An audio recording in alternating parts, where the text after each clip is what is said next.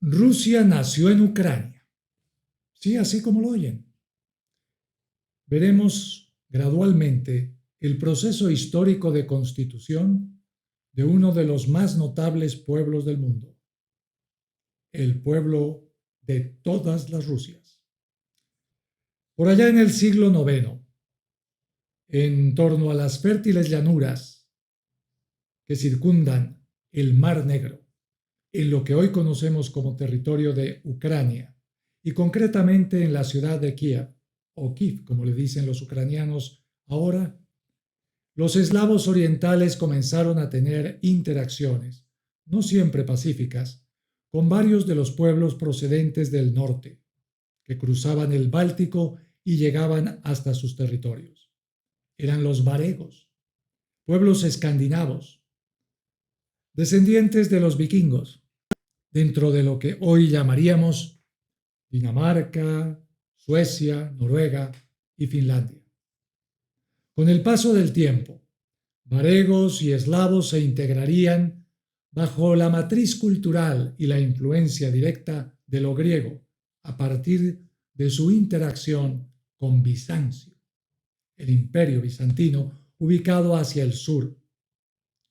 Hacia los siglos XII, XIII, XIV comenzaron a llegar los mongoles, la Horda de Oro, que dominó toda esta zona y por ser una llanura aluvial de fácil conquista, fueron rápidamente los dominadores de la situación, convertidos ahora en tártaros que elevaban a rango de dominio sus territorios políticos, los kanatos.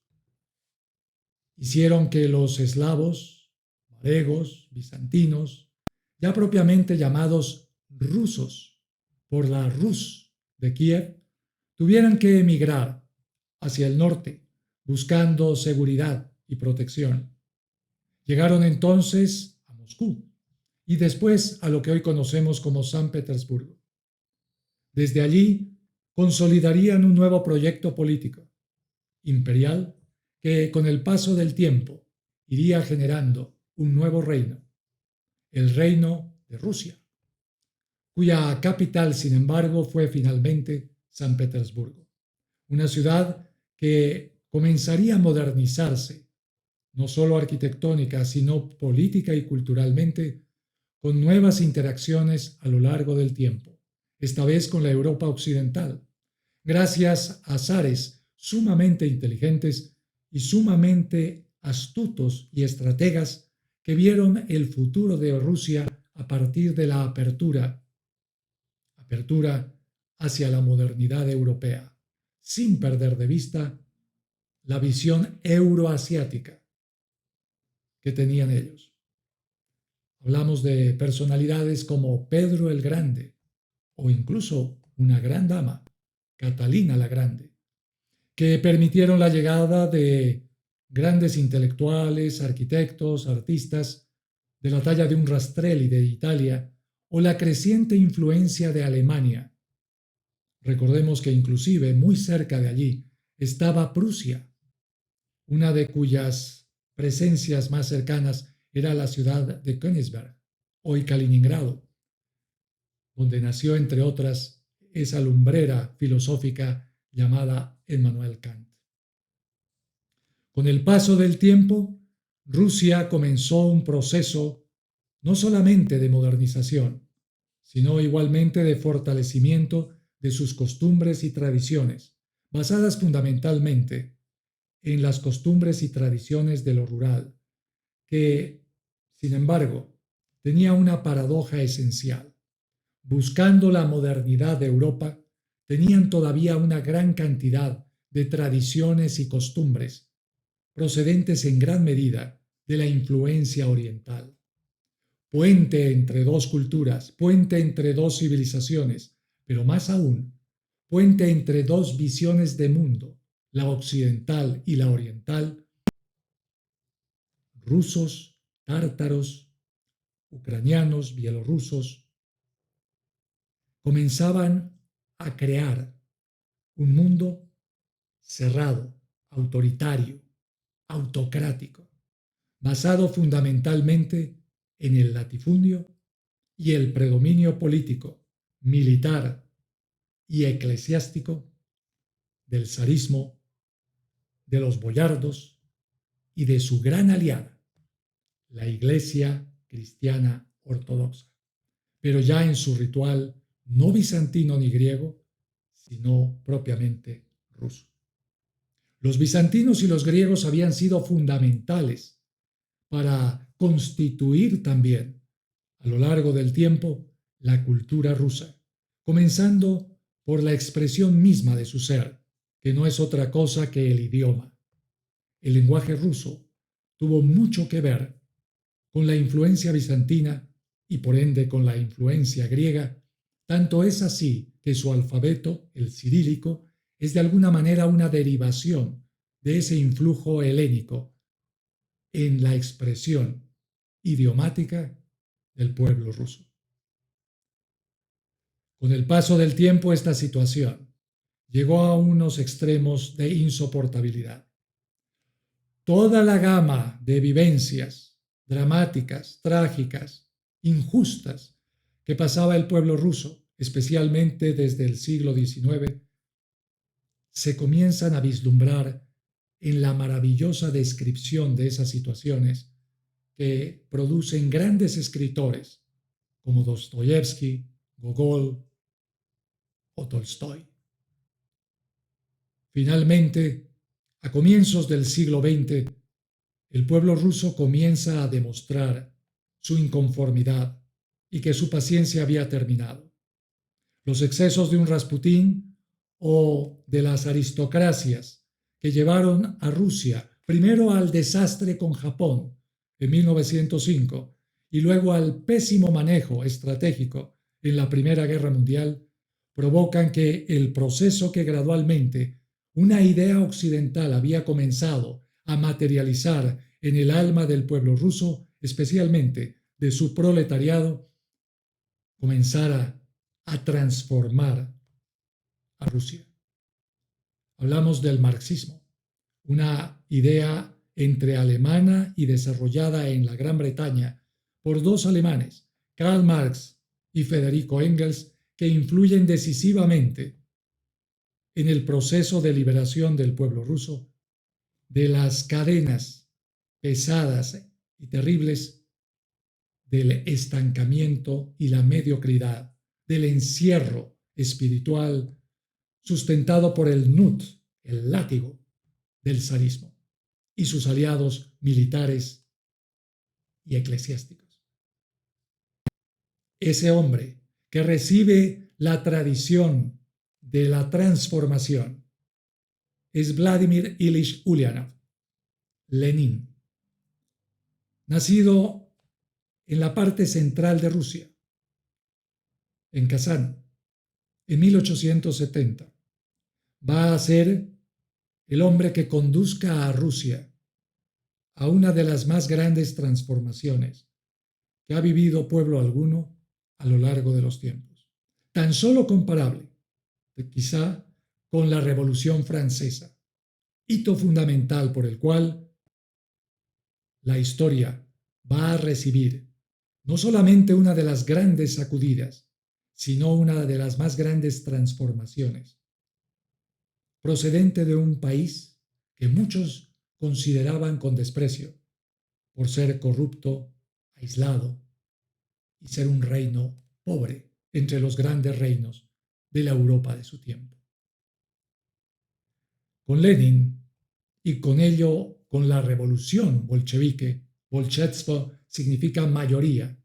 Dentro del Partido Obrero Socialdemócrata Ruso, Menshenstva es el ala minoritaria dirigida por Plejanov, que era más bien moderada, reformista. Con esa ala bolchevique mayoritaria, Lenin y el pueblo ruso va a tomar el poder el 7 de noviembre de 1917 y comenzará una nueva gesta que lamentablemente va a cometer una grave equivocación, que más que de estirpe política o ideológica, es antropológica.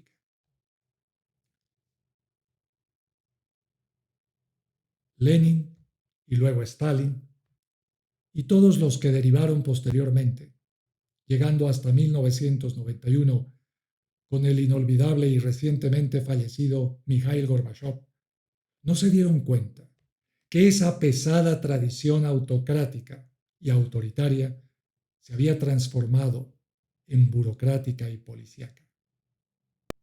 El marxismo se convirtió finalmente en una gran farsa que llevó al pueblo ruso, convertido durante 74 años en pueblos soviéticos, múltiples y diversos. Eran 16 repúblicas que se integraban en un proyecto presuntamente revolucionario y que terminó siendo un gran fracaso. Como esos grandes fracasos que ya había traducido Dostoyevsky, la idiotez de los farsantes rojos, como antes habían sido los terribles zares y sus corruptas élites cortesanas. La inercia de esa tradición no se rompió porque simple y sencillamente se apostó a una revolución exterior. Pero no se hizo eso que León Tolstoy, el magnífico escritor de Yasnaya Polayana, llamaba la revolución interior. Hoy diríamos que para romper toda esa tradición, esa inercia pesada de autoritarismo y autocracia, o de burocracia policiva, de gran hermano que te vigila y te reprime, habría que conjuntar la revolución exterior con la revolución interior y provocar una gran revolución integral. Tal vez, como diría ese gran filósofo Berdyaev, no se necesita menos la transformación estructural de Rusia, sino la transfiguración existencial de su gran pueblo. Por ello, precisamente, hay que volver a insistir en comprender de dónde viene la base histórica de los pueblos, para comunicarse con ellos, comunicarse con su historia, que siempre estará manifestándose en su presente. Los 4 grandes sustratos de Rusia, el eslavo, el varego, el tártaro, el bizantino y por ende griego o helénico, están allí como raíces que establecen el destino de ese gran árbol que es la Gran Rusia, el país más grande del mundo en su territorio y que por su disposición sobre el planeta parece que fuera la columna vertebral del mundo y que hoy, en medio de estos azares de la guerra, una guerra que en el fondo no es entre naciones, sino una especie de terrible guerra civil entre hermanos, puesto que, como ya dijimos al principio, Rusia nace en Ucrania. Es a partir de allí que debemos comprender que menos debemos incurrir en categorizar a los pueblos bajo, bajo estereotipos despectivos que nos llevan a la incomunicación y al desprecio, a la discriminación. Ah, estos rusos, ah, estos chinos, ah, estos latinos. No. Es necesario tener una mentalidad que nos abra el mundo, una apertura inteligente que comprenda a un pueblo. Y en este pueblo, en este caso, a un pueblo grande y noble, como es el pueblo de todas las Rusias. A ti, que me has acompañado hasta este momento, por tu atención, pero sobre todo por tu reflexión, gracias hoy. Soy Carlos Vicente Tapia. Si te gustó, Подписывайка. Suscríbete. Das vidania.